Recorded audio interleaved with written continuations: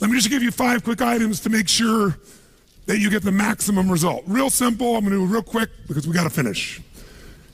The difference in people, the difference in performance, the difference in the final result, the outcome.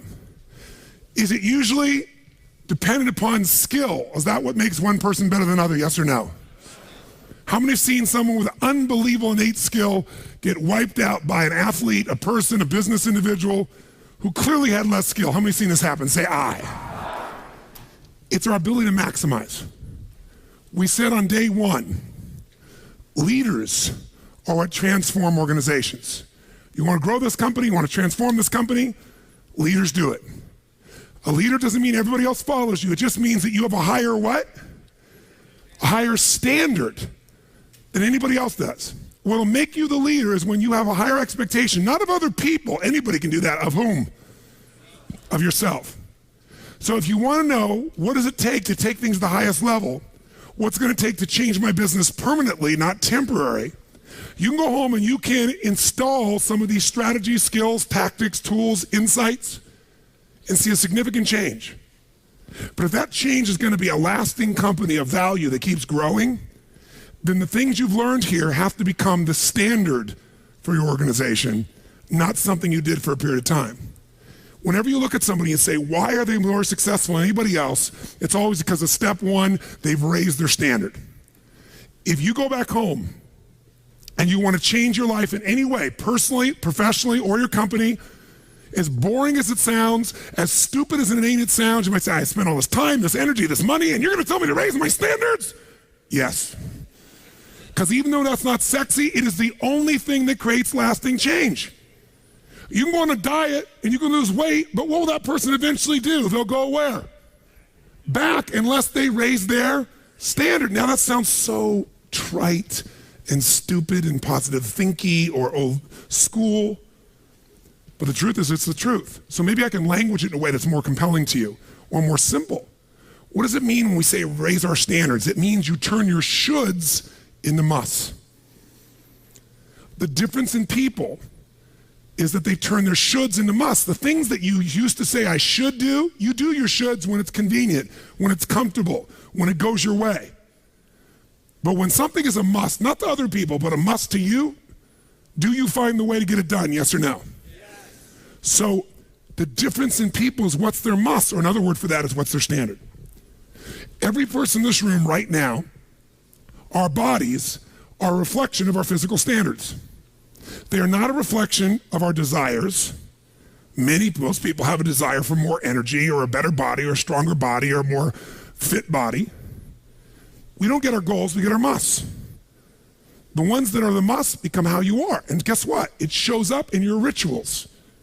When it's a must, you have different rituals, different things you do consistently when you must have your body a certain way than you should or you'd like to or you ought to. How many follow what I'm talking about here? Say aye.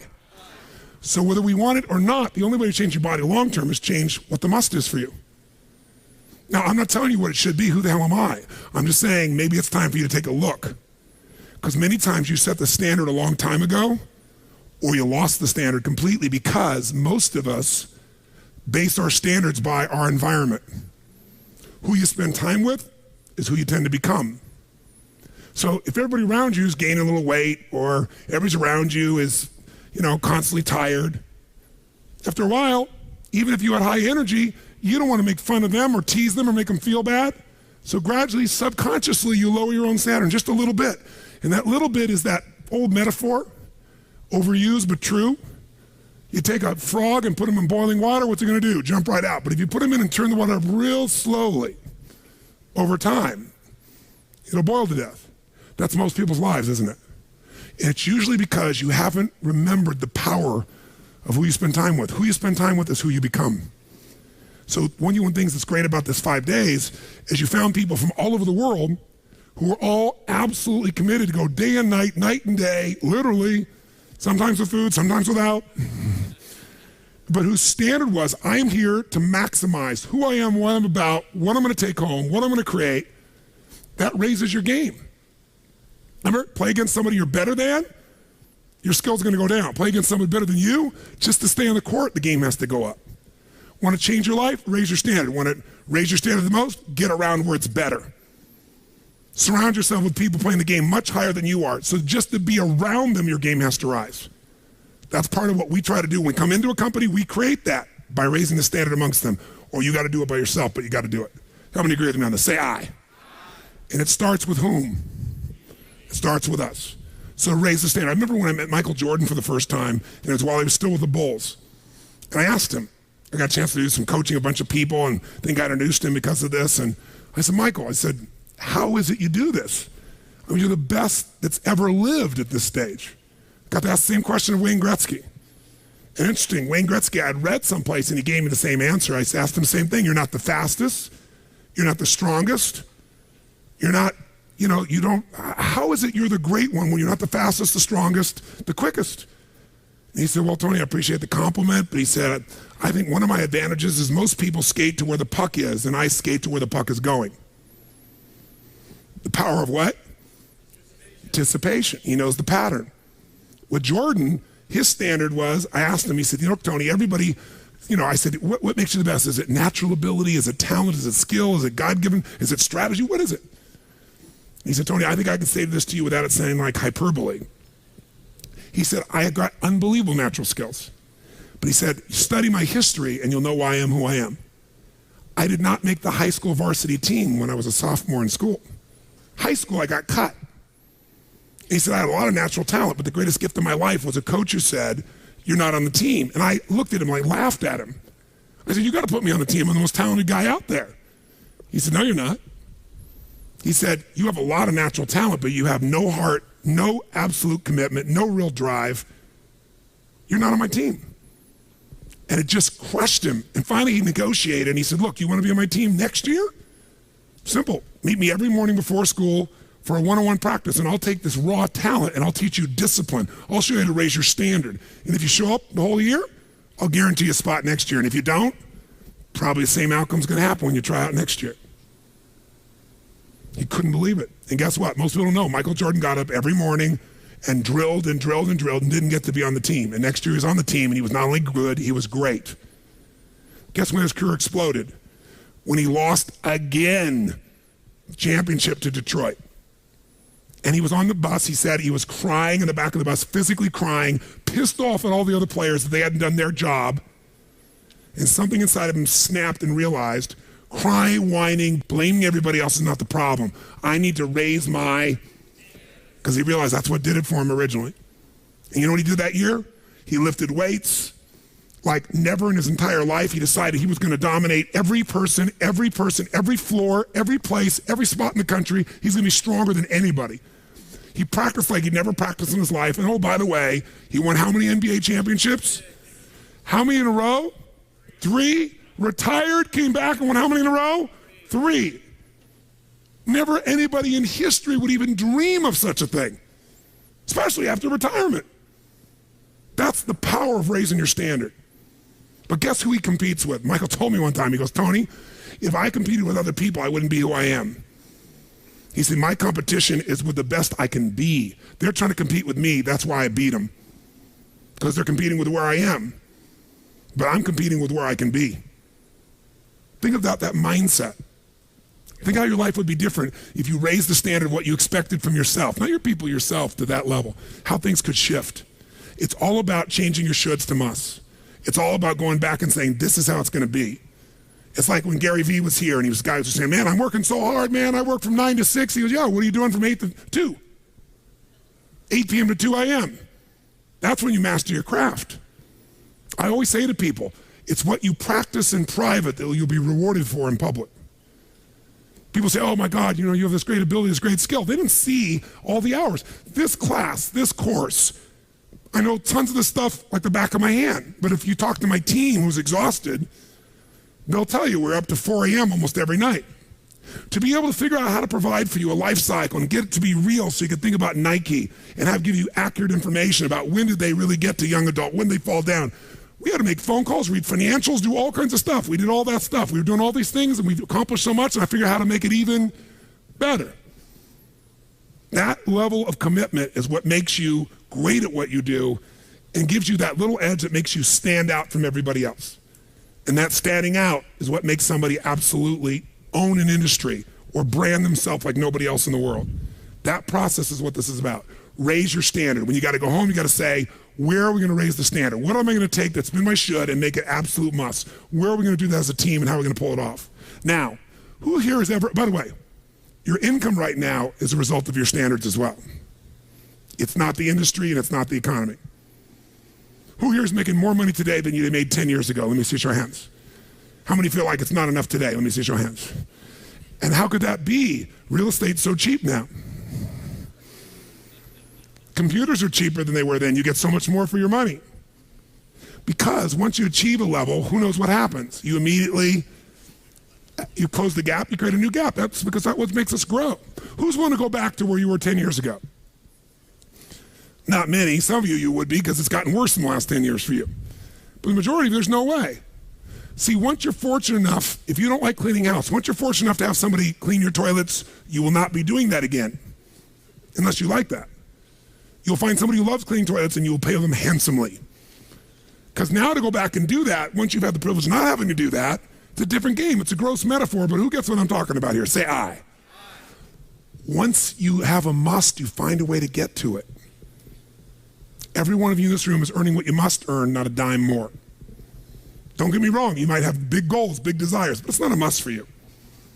Because even when the economy crunches, if it's a must, you will find the way. How many agree with me on this? Say I. See, when it was a must for me to get at one level, I did. I remember it was a must for me to finally make $1 million a year. I had my son Jarek going to be born. I swore I would never have a child unless I was financially set, and I wasn't financially set, and he was on his way. I went from $38,000 a year to making $1 million a year in the next 12 months. That was all BS. In my head, I thought all my growing up, all the pain was because my parents fought because there was no money. They would have fought anyway. Because I believed that, though. I raised the standard, made it happen. And then I made $1 million a year for 7 straight years. Even though I built 5 more companies, even though I was helping more people, I made the same amount of money. Guess why? That was my must. At some level above that, seemed greedy. Now, it wasn't like I had this incredible lifestyle. I owned a magical home. I had this place called the Del Mar Castle overlooking the ocean in Del Mar, California. But I was on the road, staying at the Ramada Inn in Milwaukee with shag carpeting and smelly, dead animals on the wall on my birthday. And my maid, she's back at home in the castle going, "Oh, Mr. Robbins, happy birthday. Oh, I can't help thanking you. It's so wonderful. Oh, Mr. Robbins, it's so beautiful here. I was sitting out in the jacuzzi overlooking the ocean. Oh, yes. Oh, I've lost 22 pounds. I can't tell you. It's been so amazing. I get on your Stairmaster and I watch Oprah. I love your gym, Mr. Robbins." And I'm thinking, she's got a multi-million-dollar lifestyle. How many can relate to this in some way, right? So I went from 38,000 to $1 million, so I changed my income. It became an absolute what? It was nothing about money. It was about growing. Because I knew to make more, I'd have to help more people. I'd have to expand. And I came with this goal. I wanted to feed all the people in San Diego that were homeless. First, my goal was 1/3 of the homeless people. And then my goal was everybody. I said, if I can go from 38,000 to $1 million, I should be able to go from $1 million to $3 million in 3 years. And I did it in 12 months. I found the why. I found the reasons. I got a different RPM. But it became a must for me, not a should. You're meeting your must, my friends. Maybe it's time to change your must. Some people's must is to survive. Some people's must is to be okay. Some people's must is to have freedom. Some people's must is to have more than they could possibly spend. Some people's must is take care of everybody around them. Whatever your must is, you're going to get it. When you leave here, get clear on your must. Or raise your what? Step 2, real fast. I'm going to do it real fast. Who here's ever raised the standard and you get out there and you go, I'm going to go do this, and I'm committed. I'm going to change this. I'm going to make that happen. I'm going to lose 50 pounds. I'm going to take my company to the next level. And you're all excited. And then all of a sudden this voice in your head goes, who are you kidding? Who's ever had one of these? Raise your hand. Say I. So once you raise your standard, you got to get certainty behind it. You can sustain it. And that means you got to change your limiting beliefs. You got to change your limiting beliefs. And who has limiting beliefs, by the way? Who? Everyone does. So you got to become aware of it and you got to destroy it. Now, how to do that? Honestly, if you've been to the UPW, you know how. If you haven't, come join me in San Jose or someplace else and come through the experience. When you change your limiting belief, everything changes. Because as you believe, so is it done unto you. If you believe you're right, or you believe you're wrong, you're right. Because whatever you're certain about, you find a way to support it. I always teach people to exercise. Try this. And if you know it, do it fresh. Look in this room real fast for everything that's brown in this room. I'm going to give you a test. What's brown? Quick. Look for brown, look for brown, look for brown. Brown hair, brown clothing, brown. Close your eyes. Tell me everything you saw in this room that's red. Raise your hand if you see more brown in your head than red and say I. Open your eyes. Now look for red. Look for red. Look for red. Look for red. Look for red. Look for red. Look everywhere for red. Look for red. Raise your hand if you found more red this time. Raise your hand, say I. Why? Because you're looking for it. Because whatever you focus on, you'll find. In fact, you'll find stuff that's not there. How many saw beige, called it brown just to feel successful? How many saw burgundy, called it red just to feel successful? See, once you believe something is a certain way, out of your need for certainty, you'll change things to meet that belief. Let me show you in 2 seconds flat why the rich get richer and the poor get poorer. I call it the success cycle, real fast. Draw yourself 4 squares, put them up on the screen here. You'll see, as I do this, take a quick look. You'll notice you've got the word potential up in the left-hand square.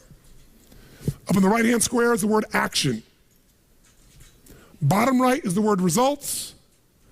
Bottom left is the word belief, or another word for that would be a sense of certainty. Potential, action, belief, results. And notice there's arrows in a clockwise fashion where they just keep feeding each other over and over and over again. So again, it's potential, action, results, belief, or another word for that would be certainty. Now, do you ever notice how rich people tend to get richer and poor people to get poorer? And I don't just mean rich in financial terms. I mean people that are rich emotionally. Do you ever notice how happy people tend to get happier? And depressed people tend to get more depressed? How many found this to be true? Say I. It's because the power of momentum and what I'm about to show you. So let me show you something here. What's the potential of any human being? You tell me, quick. Unlimited. Do most people's results reflect that true potential? Yes or no? No way. Why? Because most people aren't taking enough what? But is it possible to take a lot of action and still get lousy results? What if you got a salesman that works for you and they walk out and they knock on 100 doors and they say, you wouldn't want to buy anything from me, would you? Or they don't say that verbally, but they say it non-verbally. Is that going to affect their results? Yes or no? So it's not enough even to take enough action, because when we believe it's not going to work or we're uncertain, does that affect how much of our potential we tap? Yes or no? See, if you don't think it's going to work, you're not going to put out a bunch of your energy when you think it's going to fail. And by the way, when you're not sure, you tap little potential. Do you take little or a lot of action? When you're not sure, when you think it's not going to work, do you take massive action or little action? Now, when you take little potential with little action, what kind of results do you get? Little lousy results. And when you get lousy results, what does that do to your belief? You go, see, I told you it wasn't going to work. Told you it was a waste of time. And then, by the way, when you have less belief, how much more potential do you take? More or less? If it's possible, you tap less potential, more or less action. Less. And what happens to your results? They get even what? And now they got worse results. What does that do to your belief? And by the way, now you see the current economy. Isn't it true?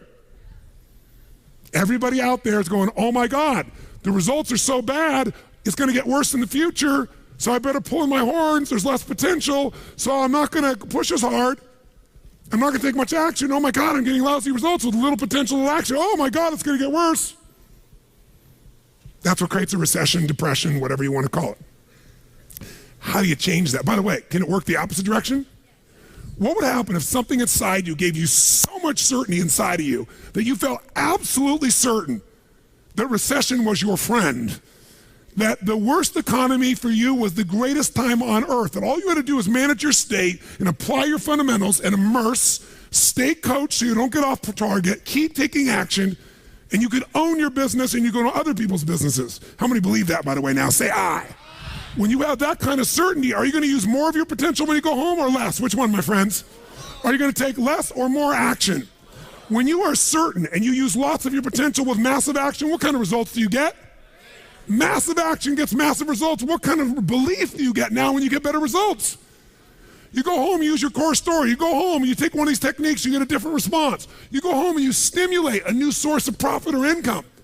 You go home and you add a service. You go home and do anything.